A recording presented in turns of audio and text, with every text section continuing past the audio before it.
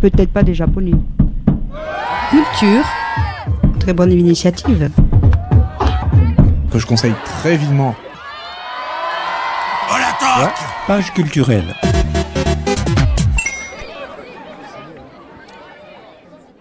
Et oui, alors je crois que j'avais déjà parlé de ce site il y a peut-être quelques années. C'est peut-être au début. Non, moi, au début de Tous Azimuts. Au début de Tous Azimuts, ouais, je pense que ça devait être là, parce que c'est à peu près la période où j'en ai entendu parler, il me semble, il y a 2-3 ans.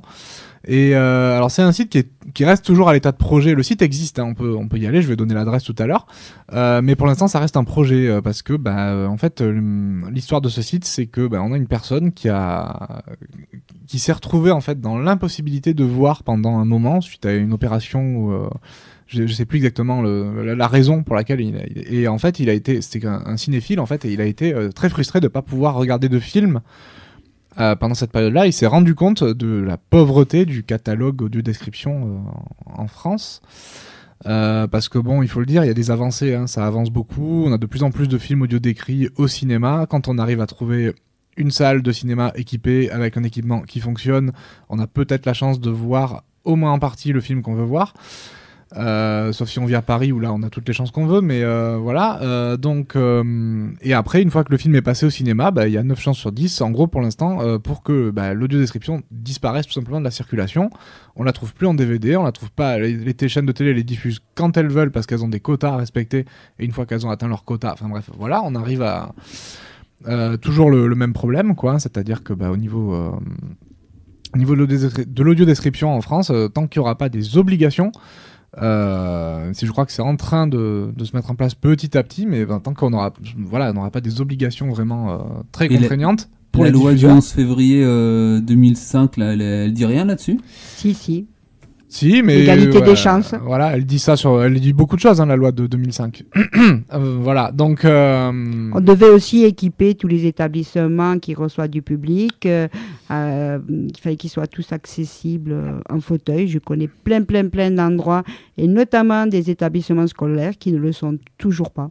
Ou encore mieux, des établissements qui sont censés accueillir du public en fauteuil.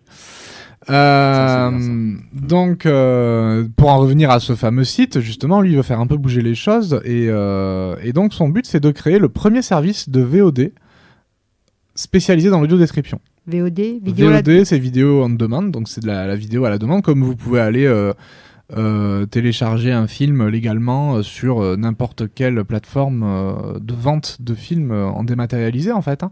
Le principe serait le même.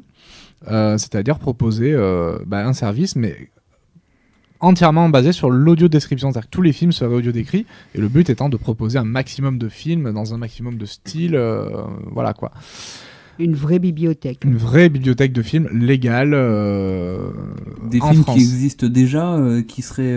Alors, lui, il avait comme objectif, effectivement, des films qui existent déjà. Il avait aussi comme objectif de prendre justement ces fameux films dont l'audio-description disparaît de la circulation après la diffusion cinéma, et de la remettre en circulation tout simplement. C'est-à-dire qu'on a des tas, notamment beaucoup de films Warner, des films de la Fox, dont les audiodescriptions ont été diffusées au cinéma, et puis après elles sont disponibles nulle part.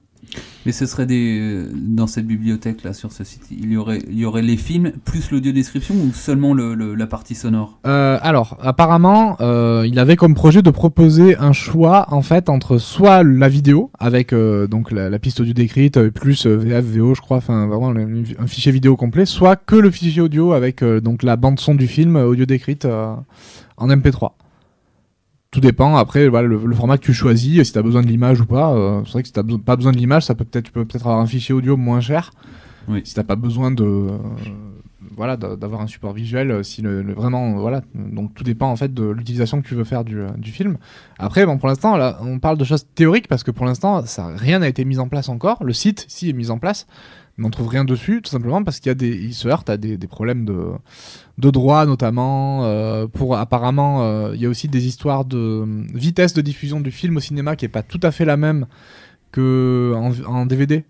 Et oui, la 25e image. Et du coup, ça veut dire qu'il faut recaler l'audio-description, même si on a une piste audio décrite qui existe, il faut la recaler correctement sur le film.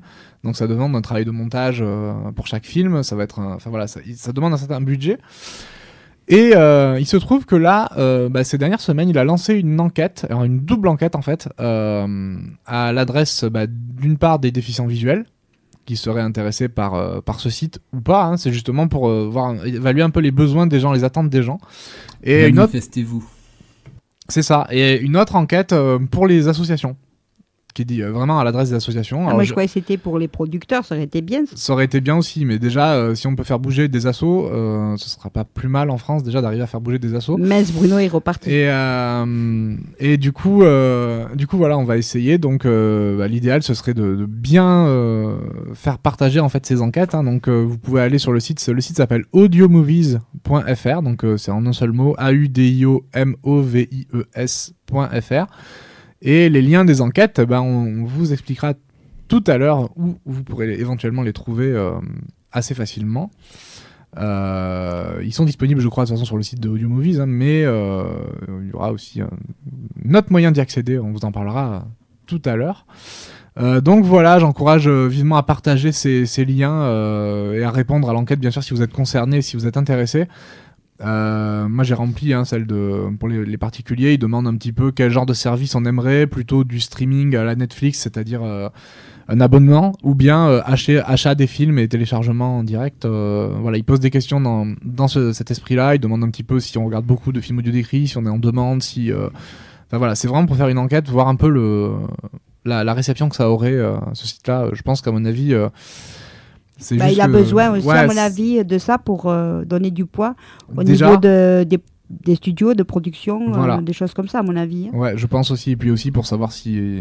c'est comme un peu une pétition, si tu veux. Ouais, c'est un peu ça, ouais. Savoir si tu as un gros pourcentage et si tu as plein de gens qui te répondent, voilà, t'y vas, quoi. Et savoir si justement ça vaut le coup d'y aller ou pas, quoi. Donc moi je dis, allez-y, répondez. Si vous êtes fan de cinéma, si vous en avez marre de pas trouver les films que vous voulez voir en description, mais allez-y, foncez, quoi. Répondez à cette enquête. Et puis si vous n'êtes pas fan de cinéma, faites-le pour nous, parce que nous on a envie d'en avoir. Voilà. C'est ce que j'allais dire. Vous répondez oui à toutes les questions et voilà.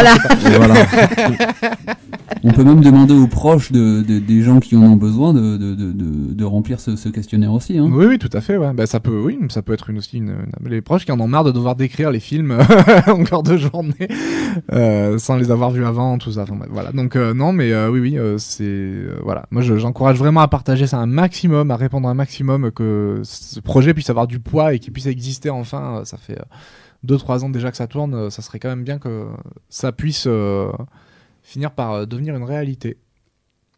Voilà. Alors moi je vais juste rajouter, Julien, pour ceux qui ne le savent pas encore, que quand même le cinéma Gaumont diffuse des films qui sont audio décrits. Oui. Ils reçoivent des films audio décrits et il y a un système, et je le dis ici parce qu'il y a plein de gens qui ne savent pas et je suis en train de faire ma petite campagne. Voilà. Donc vous téléchargez l'application de Toavox, TWAVOX, sur votre téléphone, Android ou Apple. Vous arrivez dans la salle, vous mettez en mode avion, vous choisissez le numéro de la salle et en principe, si le film est audio décrit, ça marche. C'est ça. J'ai bien dit en principe. En principe. Après, voilà, il y a certaines salles qu'il faut éviter. C'est ça. Voilà. Mais par contre, arriver tôt à la caisse. Alors, c'est bien au Gaumont Wilson, je répète, parce qu'on m'a encore demandé pour la Belge. Non, pas la Belge. Il n'y a rien à la Belge. Ouais. Voilà. Arrivez à la caisse et faites-vous connaître. Dites que vous venez pour de l'audio description. Dites le numéro de la salle et on va vous répondre si la salle fonctionne ou pas. Voilà. Eh bien, je vais peut-être enchaîner finalement. On parle d'audio description. Allez, allons-y. Allez-y, on va faire ça.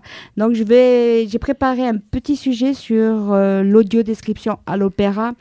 Notre ami François qui fait ça à l'opéra du Capitole serait très content de venir, mais il est très occupé par ce travail minutieux. Et donc, je vais lui laisser la parole à travers un enregistrement audio. Donc, ça sera la première partie. Et en deuxième partie, vous aurez un peu ce qui se passe côté de la salle. Voilà. François va vous parler du côté technique, de la cabine et tout ça, son travail. Et après, vous avez un autre reportage qui est plutôt côté public.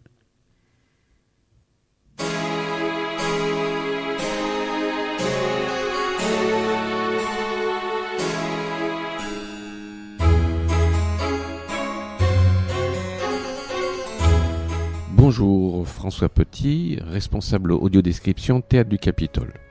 Voilà, je m'occupe donc de la régie audio-description qui concerne uniquement les opéras dans l'environnement de la saison du Théâtre du Capitole. Mon travail va consister à expliquer ce qui se passe sur le plateau, c'est-à-dire décrire le cadre du déroulement de l'opéra. Donc nous intervenons dans les explications sur l'artistique, sur la technique et sur la traduction. Le but de mes interventions est de pouvoir faciliter votre imaginaire afin de mieux comprendre l'opéra, donc son environnement, l'histoire et tout ce qui est lié à la production artistique. Pour monter cette diffusion, nous disposons d'un système HF que nous distribuons à l'entrée du Capitole, c'est-à-dire un petit boîtier avec un casque qui permet de se déambuler dans le Théâtre du Capitole sans avoir un fil qui traîne derrière vous. En régie, au 3e étage, je dispose d'une petite cabine qui a un visu sur l'ensemble du théâtre, c'est-à-dire l'orchestre, la cage de scène, donc le plateau, et le public. Je dispose d'un ordinateur, d'une petite console de mixage, d'un micro et d'un émetteur avec lequel je vais diffuser les médias explicatifs et descriptifs de l'opéra. Pour ce faire, j'ai besoin d'une partition où seront annotés à certains moments, à peu près pour vous donner une idée, sur une page, il peut y avoir 4 à 5 interventions de ma part ces interventions consistent à envoyer via un ordinateur où sont enregistrées une multitude d'explications et de traductions de l'opéra que je vous enverrai en fonction du déroulement de la partition. Sur la partition, comme je vous disais, il y a des marqueurs en couleur. Je suis comme un musicien, je suis la partition avec beaucoup de vigilance, car il est évident que si nous perdons le fil, je décale toutes les interventions des médias, des petits spots audio que je vous envoie, en sachant que sur un opéra, il y a à peu près entre 1000 et 2000 interventions, donc petits spots audio, qui parviendront à vos oreilles via le système de diffusion HF sans fil qui aboutit à votre personne.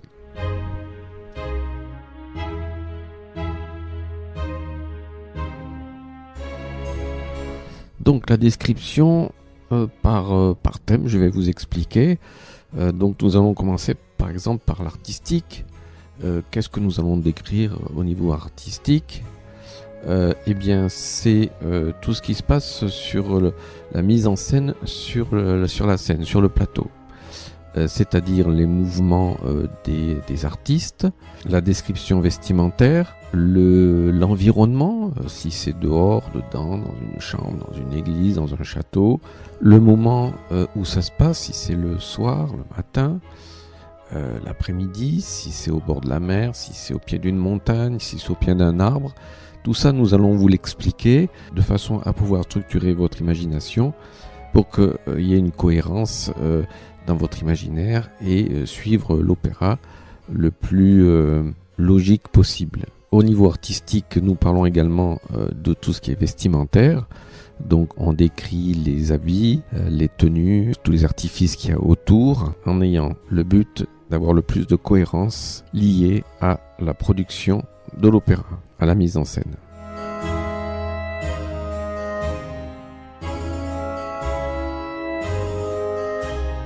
Il m'arrive de décrire également ce qu'il y a dans la salle, ce qui se passe dans le Théâtre du Capitole, en passant par exemple ce qu'il y a dans la fosse de scène, donc là où sont les musiciens, leur façon de s'habiller, les instruments, les accords des instruments, quelquefois des anecdotes qui peuvent être amusantes sur la production, sur l'opéra, sur la technique. Aussi j'interviens sur tout ce qui est les métiers de ce que nous on appelle de l'ombre, c'est-à-dire tout ce personnel qui travaille, tous ces corps de métier qui travaillent autour de l'opéra, qui sont nombreux. Donc j'essaye de vous expliquer de quoi il s'agit, comment ils travaillent, dans quelle ambiance, dans quel lieu. Enfin bref, j'essaye d'explorer tout ce qu'il y a autour de l'opéra.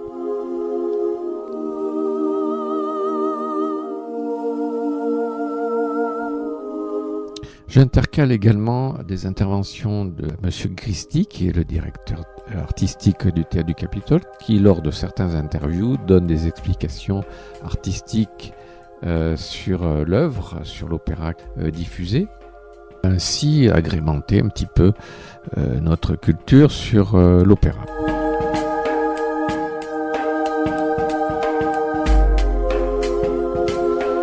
Voilà, je pense que nous avons fait le tour de l'audiodescription. Je vous donne les coordonnées de Véronique Pichon, qui est responsable de la billetterie et des relations publiques au Théâtre du Capitole. Les coordonnées téléphoniques sont les suivantes: 05 62 27 62 23, 05 62 27 62 23 et l'adresse courriel véronique.pichon@capitole.toulouse.fr. Le Théâtre du Capitole et moi-même vous remercions de votre attention et j'espère que nous vous verrons et que vous puissiez apprécier notre travail et surtout les opéras qui sont diffusés en audiodescription, soit à peu près 4 par an. La saison audiodescription sera diffusée sur un petit média qui logiquement doit suivre mon intervention. François Petit, Théâtre du Capitole, à bientôt.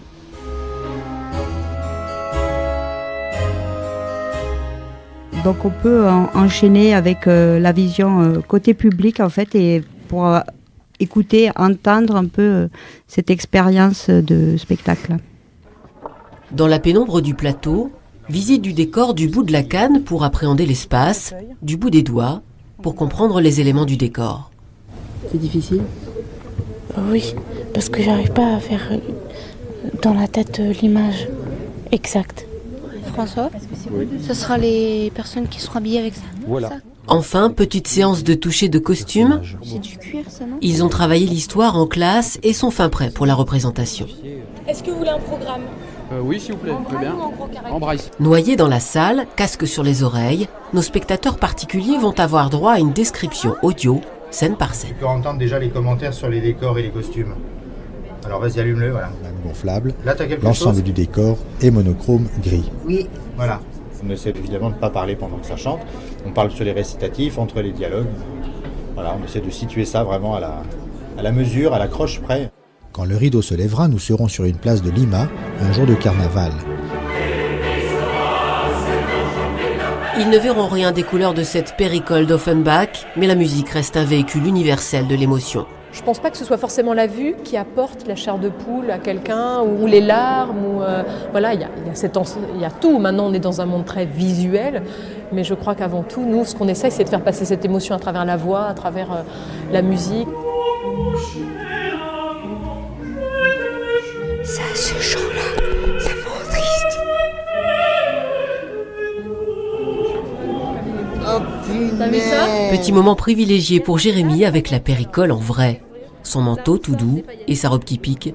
Tu vois, c'est ça qui est pas très agréable. Une soirée d'opéra un peu particulière qui fait déjà rêver à la suivante. Voilà, donc vous avez eu François Petit dans le premier reportage qui est à Toulouse. Le deuxième reportage se passait à Lille. Voilà, c'était juste pour vous dire que l'adaptation des pièces se fait par l'association Accès Culture, qui est basée au théâtre de Chaillot. Donc tous les enregistrements